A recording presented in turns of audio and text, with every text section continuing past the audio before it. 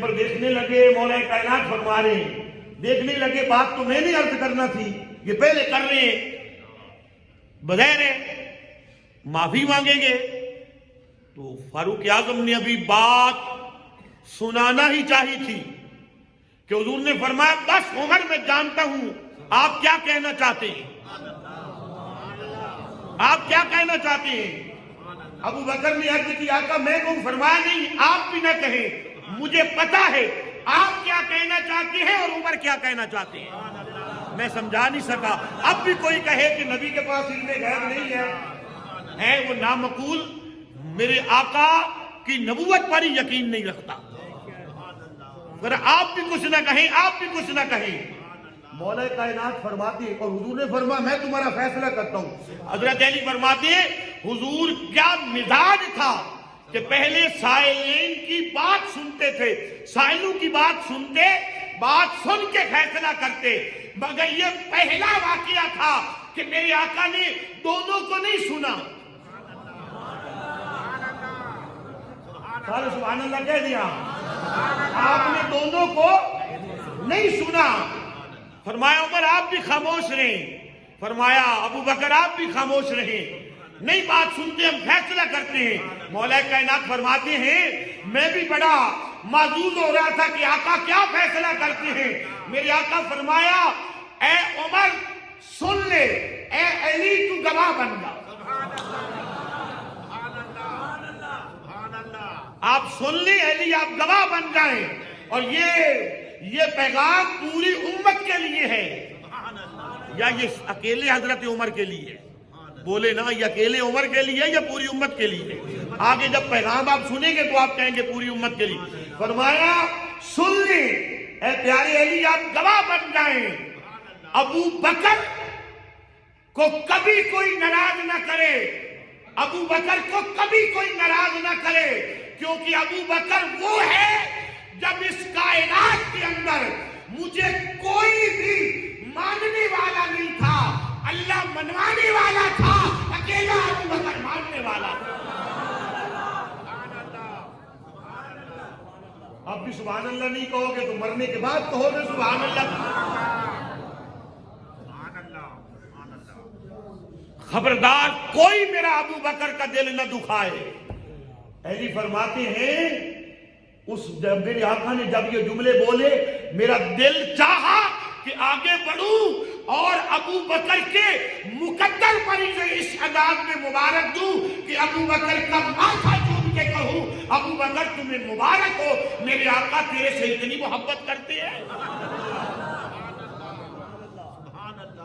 تو بات کی سمجھ آ رہی ہے یا نہیں آ رہی؟ فرمایا خبردار میرے ابو بکر کو کوئی ناراض نہ کرے۔ توجہ ہے یا نہیں ہے؟ ابو بکر نے اس وقت ہماری تصدیق کی جب ساری دنیا تکذیب کر رہی تھی، ابو بکر اس وقت میری تصدیق کر رہا۔ اور ابو بکر کو میں محمد اس وقت سے صدیق کہتا ہوں۔ توجہ ہے یا نہیں ہے؟ میں اس وقت سے صدیق کہتا ہوں، یہ میرا صدیق ہے، یہ میرا صدیق ہے۔ وہ بات کی سمجھ آئی ہے یا نہیں آئی؟ لفظ تو آپ نے سنا ہے، صدیق فرمایا یہ میرا صدیق ہے۔ جملے ہضم نہ کر جایا کرو، سردی ہے زیادہ ہضم کرنا درست نہیں ہے۔ تو جو ہے یہ میرا صدیق ہے۔ یہ شان اور یہ عظمت ہے تاجدار صداقت سیدنا صدیق اکبر رضی اللہ تعالی عنہ کی۔ توجہ ہے یا نہیں ہے؟ اور یہ بیان کون کر رہے ہیں؟ مولا کائنات حضرت علی علیہ السلام بیان کر رہے ہیں، اور بڑے فخر سے بیان کر رہے ہیں، اور بڑے فخر سے بیان کر رہے ہیں۔ مولا کائنات بیان کر رہے ہیں، حضرت علی المرتضیٰ شیر خدا بیان کر رہے ہیں۔ تو اللہ رب العزت نے قرآن مجید کے اندر ارشاد فرمایا کہ جو فتح مکہ سے پہلے ایمان لے آئے ان کا صدقہ خیرات، ان کے اعمال، ان کی جہاد، جو فتح مکہ کے بعد میں ایمان لے آئے تمہارا ان کے برابر نہیں ہے۔ تو جو سب سے پہلے ایمان لے آئے، حضرت یہ میں جملہ نہ بولوں، بات نہ مکمل رہ جائے گی مجھے شوق نہیں کہ میں لمبی تقریر کروں، لیکن وہ عنوان مکمل ہی نہیں ہوتا 2 مثالیں نہ دی جائیں، اور آپ اس وقت تک آتے ہی نہیں ہیں جب تک وقت نہ ختم ہو جائے۔ حضرت علی المرتضیٰ شیر خدا سے کسی نے پوچھا، کوئی بندہ کہے میں علی کو مانتا ہوں، علی کو مانتا ہوں، بھئی علی کو ماننا تب ہے جب علی کی بھی مانی جائے۔ علی کو ماننا تب ہے جب علی کی بھی مانی جائے۔ بندہ کہے میں علی کو مانتا ہوں، علی کی نہ مانے تو یہ تو منافقت ہے۔ مولا علی فرماتے، کسی نے مولا علی سے پوچھا حضور کی امت میں سب سے بڑا بہادر کون ہے؟ فرمایا روز اول سے لے کر ابو بکر کے وصال تک اگر کوئی علی سے پوچھے کہ سب سے بڑا بہادر کون ہے حضور کی امت میں، تو علی کا فیصلہ یہ ہے وہ ابو بکر، کہ وہ ابو بکر ہے۔ فرمایا کوئی مثال، علی نے 2 مثالیں دی، ان میں سے ایک اس جمعے پر، ایک اگلے جمعے پر۔ فرمایا کوئی مثال، فرمایا جب میرے آقا نے اعلان نبوت کیا، ابتدائی ایام تھے، سیدہ خدیجہ الکبریٰ مسلمان ہو چکی تھی، پہلی مومنہ۔ حضرت علی چونکہ حضور کے گھر میں ہی پلے تھے، حضرت علی بھی امام الانبیاء کے ساتھ تھے، توجہ ہے یا نہیں ہے؟ اور باہر سے حضرت ابو بکر تھے، یہ 3 لوگ تھے۔ آپ فرماتے ہیں حضور کعبے کے اندر گئے، کعبے کے اندر بہت سارے کافر اکٹھے تھے، تو حضور نے فرما دیا کہہ دو اللہ کے سوا کوئی عبادت کے لائق نہیں، تم کامیاب ہو جاؤ گے۔ بتوں کے لیے کہا یہ تمہاری مرادیں پوری کر سکتے نہیں ہیں، تو علی فرماتی ہیں کہ سارے کے سارے کافر میرے آقا پر ٹوٹ پڑے، میرے آقا پر، میں آپ کا وقت لے رہا ہوں مگر کچھ دینا بھی چاہتا ہوں۔ علی فرماتی ہے کہ میرے آقا پر ٹوٹ پڑے سارے کافر، کوئی بھی بچانے والا نہیں تھا۔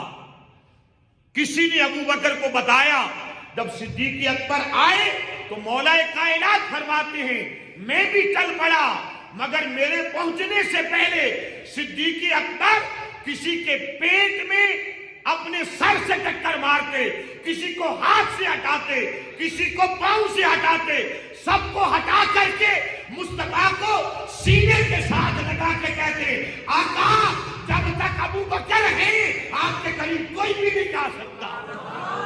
اب سبحان اللہ کہنا ہے، ہر کے قول میں سبحان اللہ۔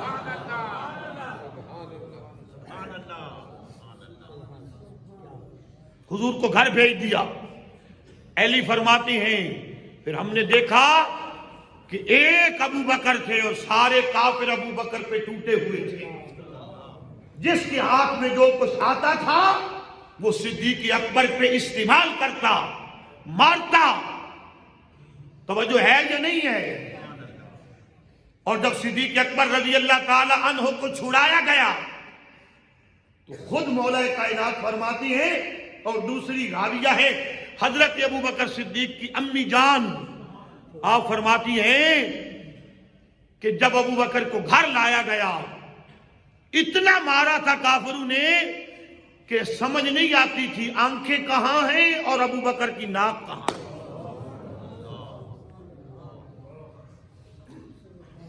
وہ بدبخت جو صدیق اکبر پہ زبان کھولتے ہیں وہ سوچے مصطفیٰ کے لیے اور خدا کے لیے اللہ کے گھر میں جس نے سب سے پہلے مار کھائی اس بندے کا نام حضرت ابو بکر صدیق ہے۔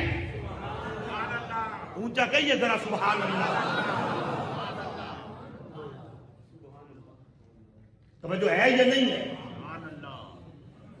اور آپ کی والدہ ماجدہ بیان کرتی ہیں اور مولا علی بیان کرتی ہیں جب صدیق اکبر رضی اللہ تعالی عنہ کو ہوش آئی نا، صدیق اکبر اپنے سر پر جو ہاتھ پھیرتے تھے، جہاں جہاں صدیق اکبر کا ہاتھ لگتا سر پر یا کسی کا ہاتھ لگتا صدیق اکبر کے سر پر تو سر کے بال ہاتھ کے ساتھ گر جاتے۔ اتنا مصطفیٰ کے لیے مارا تھا کافروں نے ابو بکر کو۔ توجہ ہے یا نہیں ہے؟ اور آپ کی ماں فرماتی ہیں میں نے دودھ لیا، گرم کیا اور اس میں میں نے گھی ڈالا کہ میں اپنے بیٹے کو پلاؤں، اور ابو بکر کے قبیلے کے لوگ صدیق اکبر کے دائیں بائیں بیٹھے تھے اور تلواریں لے کے بیٹھے تھے۔ چاہے صدیق اکبر مسلمان ہو گئے تھے، وہاں قبیلوں کی جنگ ہوتی تھی، اور وہ ابو بکر کے والد ابو قحافہ کو کہہ رہے تھے ابھی یہ ہوش میں آئیں، ہم ان سے پوچھیں کہ کون کون ہے جس نے تمہیں مارا اور ہم ان کی نسلیں اجاڑ دیں گے۔ وہ مسلمان نہیں ہوئے تھے، لیکن وہاں آپ کو پتہ ہے نا، آپ تاریخ عرب سے کئی لوگ واقف ہیں، وہاں قبیلوں کی جنگیں ہوتی تھی، خاندانوں کی جنگیں ہوتی تھی آپس میں، خاندانی پس منظر کے طور پر بدلہ لینے کے لیے۔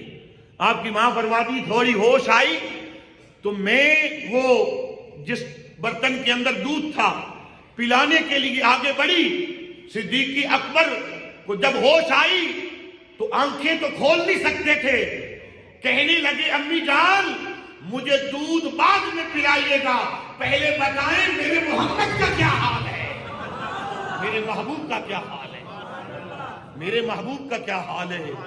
مجھ سے پہلے میری ماں اگر مجھ سے پیار کرتی ہے تو یہ دودھ میرے آقا کو پلا، جب تک آقا نہیں پیئیں گے تو غلام کیسے پی سکتا ہے۔ آپ کی ماں کہتی ہیں یہ بات سن کر قبیلے کے لوگ بولتے ہوئے اور اپنی تلواریں نیام میں ڈالتے ہوئے ہمارے گھر سے نکل گئے، اور یہ کہتے ہوئے نکلے، یہ کہتے ہوئے نکلے، وہ کافر کہتے ہوئے نکلے، وہ کافر کہتے ہوئے نکلے، اے ابو قحافہ ابنوں کا مجنون محمد، تیرا بیٹا تو محمد کا دیوانہ ہے۔ آپ نے جملہ سمجھے نہیں ہے، آپ نہیں سمجھ نہیں سکے، آپ آج کلمہ پڑھنے والا نہیں سمجھ سکا ابو بکر کے ایمان کو۔ کل وہ بڑے بڑے کافر سمجھ گئے تھے شاہ جی، ابو قحافہ کو کہنے لگے ابو قحافہ تیرا بیٹا تو مصطفیٰ کا دیوانہ ہے، مجنون ہے۔ ارے کوئی کسی کو لیلا کا مجنون کہے، اور ابو بکر وہ ہے جس کو کافر اور دشمن بھی کہتے تھے یہ مصطفیٰ کا مجنون ہے۔ ابو قحافہ تیرا بیٹا تو اپنا سب کچھ محمد مصطفیٰ پہ لٹا دیتا۔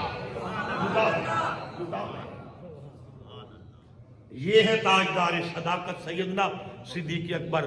اگلا جمعۃ المبارک بھی تاجدار صداقت پر، پھر مولا کائنات کی عظمت پر 2 جمعے عرض کریں گے، پھر معراج النبی پر 2 جمعے عرض کریں گے، اسی طرح مہینہ چلتا رہے گا۔ وما علینا الا البلاغ المبین۔